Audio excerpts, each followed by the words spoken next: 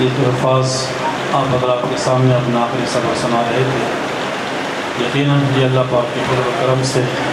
اور ان کے والدین کی دعاؤں اور محنت سے یہ سب کچھ ممکن ہوتا ہے۔ علماء کرام جو کثیر تعداد میں ہماری محفل میں موجود ہیں،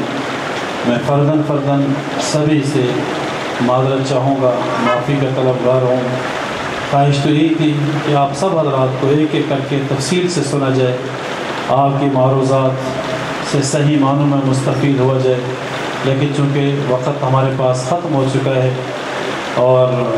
علماء کرام کثیر تعداد میں موجود ہیں، ہماری آج کی مجلس کے سرپرست اعلیٰ مجاہد اسلام شیخ المساجد حضرت اقدس حضرت مولانا قاری ادریس حقانی صاحب بھی تشریف لائے۔ میں ان کا تہ دل سے شکریہ بھی ادا کرتا ہوں کہ ہمیشہ ہمارے سروں پہ دست شفقت فرماتے ہیں۔ تو میں تمام حضرات سے